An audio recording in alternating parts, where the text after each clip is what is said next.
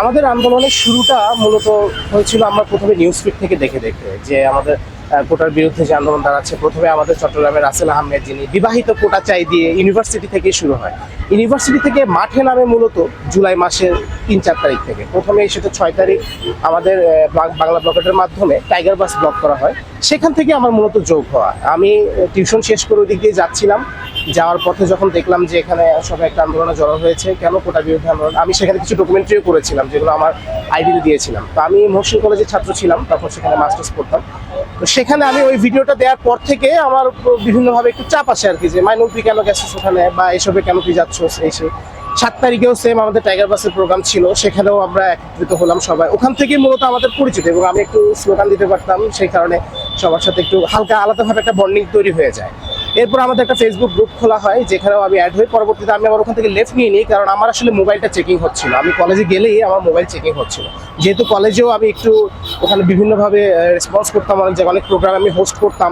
তো সেই কারণে সবার একটা পরিচিত মুখ ছিলাম। তো সেটা যখন আমাকে দেখতেছে যে আমিও লেখালেখি করতেছি, এটা আসলে ওদের একটা গায়ের কাটা হয়ে দাঁড়িয়েছিল আর কি। তো যাই হোক, 10 তারিখের মাধ্যমে 10 তারিখে আমরা ড্যামহাট রেলগেট ব্লক করলাম। সেখান থেকে দুপুর পর্যন্ত করে দুপুরবেলা আবার টাইগার বাস উঠে আসলাম, সেখান থেকে লালখান মুখ করলাম। 11 তারিখ আপনারা সবাই জানেন, 11 তারিখ প্রথম হচ্ছে পুলিশ আমাদের উপর একটু অতিরিক্ত চড়াও হয়। সেটা হচ্ছে আমরা যখন 2 নম্বর গেট থেকে লালখান বাজারের দিকে মুভ হই, সেই সময় তারা আমাদের উপর একটা অ্যাটাক করে পুলিশ। এটা প্রথম ছিল, প্রথম অ্যাটাকটা তারা আমাদের উপর চড়া হয়। এর আগ পর্যন্ত তারা আমাদেরকে বাধা দিয়েছে বা বলেছে যে শান্তভাবে করো, রোড ব্লক করিও না, ব্যারিকেড দিও না, এতটুকু। কিন্তু 11 তারিখে তারা প্রথম আমাদের উপর হামলা করে, এবং সেদিন আমাদের বেশ কিছু ভাইও আহত হয়।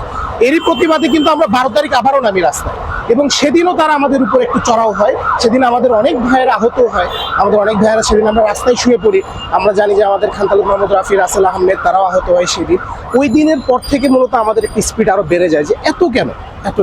তাও মূল যেটা, সেটা আমি বলবো হচ্ছে 15 তারিখ রাতে। আমার এখনো মনে আছে 15 তারিখ 14 তারিখ যেদিন স্মারকলিপি জমা দেওয়া হলো, সেদিন বাসায় এসে 15 তারিখ রাতে আমরা সবাই মিলে ডিসকাস করছিলাম। তখনও কিন্তু আমরা সংঘবদ্ধ হইনি, জাস্ট ছাড়া একজন আরেকজন বন্ধু বান্ধবের সাথে কথাবার্তা বলছি। 15 তারিখ যখন ঢাকায় অ্যাটাকটা হলো, ওখানে ঢাকায় যখন ঢাকা বিশ্ববিদ্যালয়ে অ্যাটাক হলো, আমরা কিন্তু চট্টগ্রাম থেকে সর্বপ্রথম সারা বাংলাদেশে ছাত্রলীগ অ্যাটাক করলো, চট্টগ্রামে একমাত্র আমরা ছাত্রলীগকে রুখে দিয়েছিলাম 16 শহর স্টেশনে। যখন আমরা সেখানে চবি থেকে যখন সবাই আসে, এবং আমরা এখানকার যারা শহরে আছে সবাই যখন একত্র হই, সেখানে যখন ছাত্রলীগ গেট দিয়ে ঢোকা শুরু করে, সেখান থেকে আমরা প্রথম ছাত্রলীগকে প্রতিহত করি 15 তারিখ। এবং সেদিন রাতে গিয়ে তখন আমরা অত ভিডিও টিডিও দেখি নাই বাইরে, কারণ আমরা তখন মাঠে। এবং আমরা তখনও একটা ওই সময় কিন্তু আমাদের জন্য ওইটা একটা ট্রমা ছিল, যে পুলিশ আমাদের উপর অ্যাটাক করছে, আরও করতে পারে। কিন্তু এটা যে আরও ভয়াবহ হতে পারে, এটা আমরা আসলে নিজেরাও কল্পনা করিনি।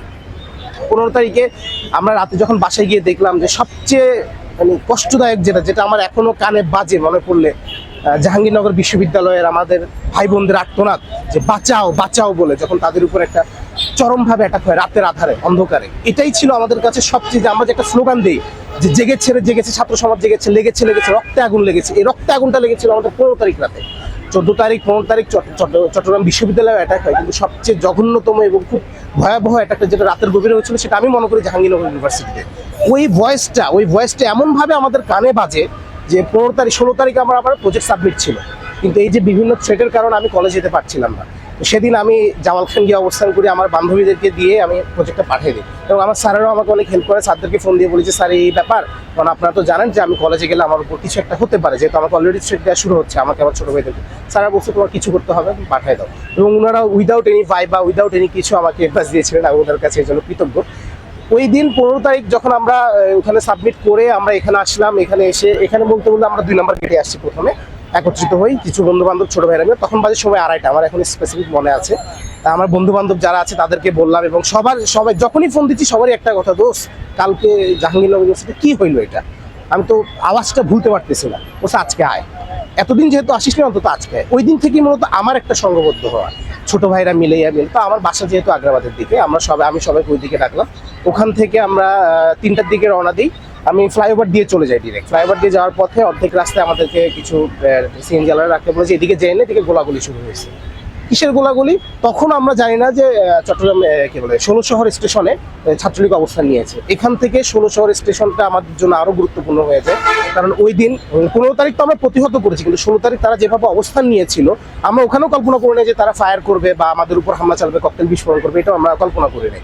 আসলে আমরা তো কেউ কাউকে চিনি না। তো ওখানে গিয়ে আমি জিজ্ঞেস করতেছি, ভাই আপনারা কোন পক্ষের? তো সে বলতেছে আপনি কোন পক্ষের আসছেন আগে বলেন। তো পাশাপাশি সাথে দেখলাম এখানে স্লোগান শুরু হয়েছে কোটার কাছে, বলছে ঠিক আছে আমি ঠিক জায়গায় আসছি বলে এবার আমরা সবাই নামলাম, পাথর ভাঙা শুরু করলাম। আমাদেরকে হেল্প করেছিলেন ওখানকার ফার্নিচারের যেসব দোকানদাররা ছিলেন, তারা ওখান থেকে কিছু লাঠি সোটা বের করে দিয়েছিল আমাদেরকে, কারণ ফায়ারিং কিন্তু তখনও অনবরত চলছে। এবং এই যে আশেপাশে যে গলিগুলো ছিল ওগুলা, ওরা স্টেশন দিয়ে ঘুরে ঘুরে ওই গলিগুলো দিয়ে এসে এসে আমাদের উপরে অ্যাটাক করছিল। আমার চট্টগ্রামের আমাদের প্রথম শহীদ, আমরা ছাত্র শহীদ হিসেবে ওয়াসিমকে চিনি, কিন্তু আমাদের আসলে চট্টগ্রামের প্রথম শহীদ ওমর ফারুক, আমার চোখের সামনে তিনি দেখা হয়ে ভাই। আমরা এন মোহাম্মদ, আমার আড্ডাটা ছিল এন মোহাম্মদ এই টঙে, উনি আমাদের সাথে বসতেন, আড্ডা দিতেন, আমরা অনেক কিছু নিয়ে কথা বলতাম। সেদিন তিনি খাওয়া দাওয়া করে বের হয়ে আসছে, জাস্ট যাবে, আমাকে দেখে বলতেছে যে ভাই আপনিও আসছেন এখানে, আপনারা আসছেন ভালো হয়েছে, আপনারা যেহেতু অভিজ্ঞ আপনারা অবশ্যই এটা ভালোভাবে দেখতে পারবেন, ট্যাকেল করতে পারবেন, ওদের গোড়া তো এখনো ছোট। উনি আমার সাথে কথা বলে যে যাওয়ার পরে একটা ফায়ারের আওয়াজ শুনি আমরা, সবাই ছন্নছাড়া হয়ে যায়, তাকায় দেখি যে উনি এখানে পড়ে গেছে।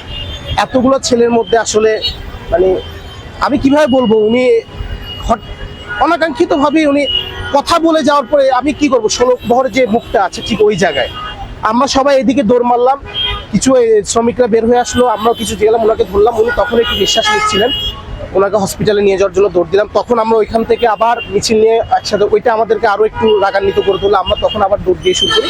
এখানে আস্তে আস্তে শুনি যে আমাদের আরো একজন শহীদ হয়ে গেছে, শহীদ ওয়াসিম। আমরা তখন একটু মোবাইলটা বের করে দেখি যে কি হলো, ঘটনা কি হলো, দেখি যে এই ছেলে তো এতক্ষণ আমাদের এখানেই ছিল। এবং তাদের এই নৃশংসতাটা কেন আমরা কল্পনা করতে, আমরা কখনো ভাবি নাই যে আসলে দেশ, আমরা যদি বলতাম যে তারা অন্য দেশের মানুষ বা তারা পাকিস্তানি বা তারা ভারতীয় বা তারা অন্য কিছু, তারা আমাদের উপর ফায়ার করছে, আমরা একটা আমাদের নিজের দেশের মানুষ, আমরা একই কথা একই ভাষায় কথা বলি, একই বাতাস নিয়ে বেঁচে উঠতে, তারা আমাদের উপর গুলি করবে, তারা আমাদের উপর ফায়ার করবে। আমরা এটা আসলে কখনো কল্পনা, এটা আমাদের সবচেয়ে বড় ট্রমা। আন্দোলন শেষে আমরা বাসায় যেতে পারতাম না, সোজা রাস্তা বাদ দিয়ে আমাদেরকে অলিগলি দিয়ে ঘুরে যেতে হতো। বাসায় যাওয়ার আগে বাসায় আগে ফোন দিয়ে শুনতে হতো যে কেউ আসছিল কিনা।